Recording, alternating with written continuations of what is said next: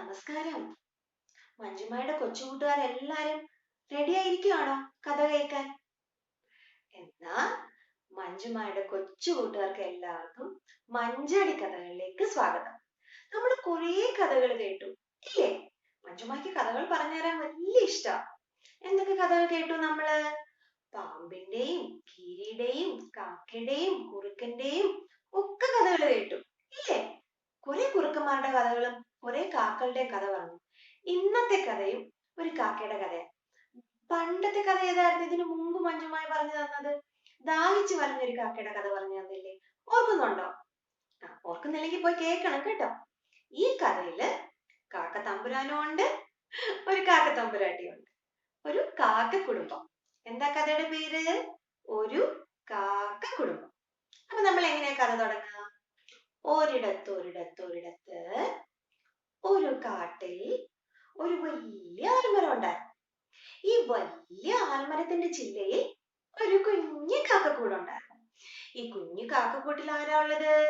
കാക്കത്തമ്പുരാനും കാക്കത്തമ്പുരാട്ടിയും. ഒരു ഭയങ്കര സന്തോഷത്തിലാ. എന്താന്നറിയാമോ? ഈ കാക്കത്തമ്പുരാട്ടി ഉണ്ടല്ലോ, ഈ കാക്കമ്മ മുട്ടയ്ക്ക് അടയിരിക്കുക. ഉടനെ അവർക്ക് കുഞ്ഞുങ്ങൾ ഉണ്ടാവും. അപ്പൊ അച്ഛൻ കാക്ക പറന്നുപോയി ഭക്ഷണം കൊണ്ടുവന്ന് അമ്മ കാക്കയ്ക്ക് കൊടുക്കും. അപ്പൊ രണ്ടുപേരും പറയും, ഓ അവർക്ക് കാത്തിരിക്കുക, കുഞ്ഞുങ്ങള് കാണാതെ അവര് മുട്ട വിരിയുന്നതും വെയിറ്റ് ചെയ്ത് ഇങ്ങനെ കാത്തിരിക്കുക.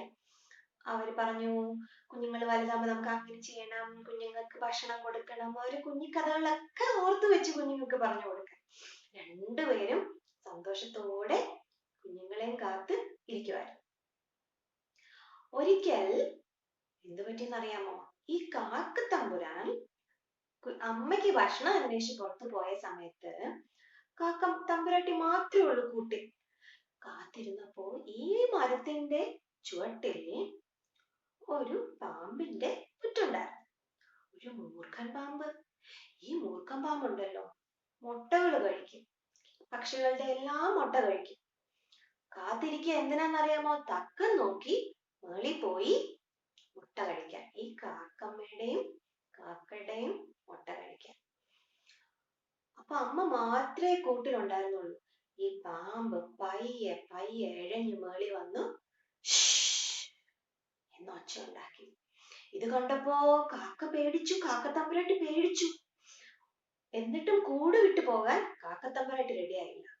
കൊത്താൻ വന്നപ്പോ പേടിച്ചു മാറി. അപ്പോ കാക്ക മാറിയ തക്കം നോക്കി പാമ്പ് കാക്കയുടെ മുട്ട കഴിച്ചു. ഒന്നല്ല, മുഴുവൻ മുട്ടയും ഈ മൂർഖൻ പാമ്പ് കഴിച്ചു. സന്തോഷവാനായിട്ട് തിരിച്ചുപോയി പൊത്തിലിരിക്കുകയും ചെയ്തു. കാക്കത്തമ്പുരാൻ തിരിച്ചു വന്നപ്പോ അമ്മ കാക്ക കരഞ്ഞോണ്ടിരിക്കുക. മൂർഖൻ പാമ്പ് വന്ന് മുട്ടയെല്ലാം കഴിച്ചു എന്ന് പറഞ്ഞു. ഭയങ്കര വിഷമായി. രണ്ടുപേരും സങ്കടപ്പെട്ട് വിഷമിച്ച് ദിവസങ്ങൾ തള്ളി നീക്കി. വീണ്ടും കാക്കത്തമ്പുരാട്ടി മുട്ടയിട്ടു. അപ്പൊ പിന്നെയും അവർ സന്തോഷത്തിലായി. കുഞ്ഞുങ്ങൾ ഉടനെ വരുമല്ലോ, പഴയതുപോലെ നമുക്ക് നമ്മുടെ ജീവിതം മുന്നോട്ട് കൊണ്ടുപോകാം എന്ന് കരുതിയിരുന്നപ്പോ വീണ്ടും ഈ മൂർഖൻ പാമ്പ് വന്ന് തക്കം കിട്ടിയ സമയത്ത് വന്ന് മുട്ടകളെല്ലാം കഴിച്ചിട്ട് പോയി. പിന്നെയും ഇവർക്ക് ഭയങ്കര സങ്കടമായി. അച്ഛൻ കാക്കയും അമ്മ കാക്കയും കൂടി ഇരുന്ന് ആലോചിക്കുക, എന്ത് ചെയ്യും? ഇങ്ങനെ നമ്മുടെ മുട്ടകളെല്ലാം ഈ മൂർഖൻ പാമ്പ് തിന്നാ നമുക്കിനി കുട്ടികളേ ഉണ്ടാവില്ല. നമുക്ക് എന്ത് ചെയ്യാൻ പറ്റും? രണ്ടുപേരും ആലോചിച്ചു. അറിയാലോ, ഈ കാക്കകള് ഭയങ്കര തന്ത്രശാലികളല്ലേ. അവരാലോചിച്ചു. അവര് അങ്ങോട്ടും ഇങ്ങോട്ടും ചോദിച്ചു, നമ്മള് കുഞ്ഞു കാക്കകളല്ലേ, നമുക്ക് എങ്ങനെ ഈ വിഷസർപ്പമായ മൂർഖനെ കൊല്ലാൻ പറ്റും? എന്ത് ചെയ്യും? അപ്പൊ കാക്കത്തമ്പുരാൻ പറഞ്ഞു, നമുക്ക് ശക്തി കൊണ്ട് മൂർഖൻ പാമ്പിനെ തോൽപ്പിക്കാൻ സാധിക്കത്തില്ല. നമുക്ക് ബുദ്ധി കൊണ്ട് വേണം അവനെ തോൽപ്പിക്കാൻ. അതുകൊണ്ട് നമുക്ക് ആലോചിച്ച് ഒരു തീരുമാനമെടുക്കാം. അങ്ങനെ രണ്ടുപേരും കൂടെ ആലോചിച്ചു. അവർക്കൊരു ബുദ്ധി തോന്നി. അവരിങ്ങനെ തക്കം പാർത്തിരുന്നു. ഒരു ദിവസം എന്ത് പറ്റിയെന്നറിയാമോ? രാജകൊട്ടാരത്തിൽ നിന്ന് രാജകുമാരിയും തോഴിമാരും അടുത്തുള്ള കാട്ടിലെ കുളത്തില് കുളിക്കാൻ വന്നു. കുളിക്കാൻ വന്നപ്പോ ഈ രാജകുമാരിയുടെ ആഭരണങ്ങളൊക്കെ ഊരി സൈഡിൽ വെച്ചിട്ട് തോഴിയും രാജകുമാരിയും കൂടി വെള്ളത്തിലിറങ്ങി. ഭടന്മാരുണ്ട്, ആരും വരാതിരിക്കാൻ അവിടെ ചുറ്റും ഭടന്മാര് നിപ്പുണ്ട് കേട്ടോ. രാജകുമാരി കുളിക്കുന്ന തക്കം നോക്കി അമ്മ തമ്പുരാട്ടിയും കാക്കത്തമ്പുരാനും കൂടി അവരുടെ സൂത്രം, അവരുടെ തന്ത്രം പുറത്തെടുക്കാൻ തീരുമാനിച്ചു. ഈ കാക്ക എന്ത് ചെയ്തെന്നറിയാമോ? പറന്നു വന്ന് രാജകുമാരിയുടെ മാല പൊക്കിയെടുത്തുകൊണ്ട് പറക്കും. ഭടന്മാരിത് കാണും. ഉടനെ രാജകുമാരി പറയും, ഓടിപ്പോയി എന്റെ മാല എടുത്തോണ്ട്, അതെന്റെ ഏറ്റവും പ്രിയപ്പെട്ട മാലയാണ്. മാലയും കൊണ്ട് നിങ്ങൾ തിരിച്ചു വന്നാൽ മതി. എത്രയും പെട്ടെന്ന് പോയി മാല എടുത്തോണ്ട് വരാൻ. കാക്ക തിരിഞ്ഞു നോക്കി. ഭടന്മാർ പുറകെയുണ്ട്. ഓ, എന്റെ തന്ത്രം ഫലിക്കുമെന്നാ തോന്നുന്നത് എന്ന് കാക്ക മനസ്സിൽ തീരുമാനിച്ചു. പറന്ന് പറന്ന് പറന്നു പോയ കാക്ക എവിടെ നിൽക്കുന്നതെന്ന് അറിയാമോ? ഈ പാമ്പിന്റെ പുറ്റിന്റെ അടുത്ത്. എന്നിട്ട് ഭടന്മാർ കണ്ടു എന്ന് മനസ്സിലായ ഉടനെ ഈ മാല പാമ്പിന്റെ പുറ്റിലേക്ക് ഇട്ടുകൊടുത്തു. അപ്പൊ ഭടന്മാർക്ക് വന്ന് എടുത്തല്ലേ പറ്റൂ.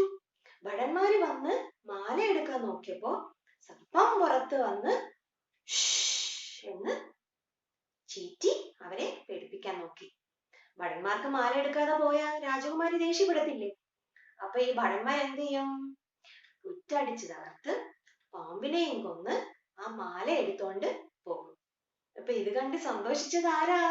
ഈ മരത്തിന്റെ മുകളിലിരുന്ന കാക്കത്തമ്പുരാനും കാക്കത്തമ്പുരാട്ടിക്കും സന്തോഷായി. എന്ത് പറ്റും? ഇനി അവരുടെ മുട്ടയെ തിന്നാൻ മൂർഖൻ പാമ്പ് ഉണ്ടോ? മൂർഖൻ പാമ്പിന് എന്ത് പറ്റി? ഭടന്മാര് കൊന്നില്ലേ? അപ്പൊ ഇനി അവർക്ക് മുട്ടയിട്ടാൽ അവരുടെ മുട്ട വിരിഞ്ഞു വരുന്നത് അവർക്ക് കാണാം. അവർക്ക് കുഞ്ഞുങ്ങളും ആകും. അവർക്ക് സന്തോഷത്തോടെ ജീവിക്കാം. കഥ ഇഷ്ടപ്പെട്ടോ? ഈ കഥയിൽ നിന്ന് കൂട്ടുകാർക്ക് എന്ത് മനസ്സിലായി? ശത്രുവിന്റെ വലിപ്പത്തിലല്ല കാര്യം.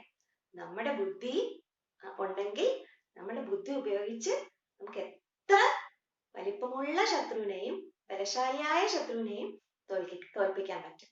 ഒന്നും നമ്മളെ തോൽപ്പിക്കാൻ പറ്റില്ല. നമുക്ക് ബുദ്ധി ഉപയോഗിച്ച് എന്നും വിജയിക്കാൻ പറ്റും.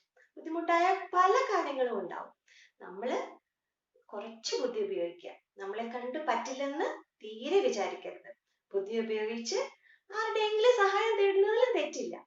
സഹായം ചോദിച്ച് എല്ലാ കാര്യങ്ങളും നല്ല ഭംഗിയായിട്ട് കൊണ്ടുപോയി നന്നായിട്ട് ജയിച്ചു വരണം കേട്ടോ കൂട്ടുകാരെല്ലാരും. കഥ ഇഷ്ടപ്പെട്ടോ? ശരി, അപ്പോ ഇനി വേറൊരു കഥയുമായി മഞ്ജുമായി വേഗം വരാം കേട്ടോ. ശരി, ഓക്കെ, എന്നാ ബൈ ബൈ.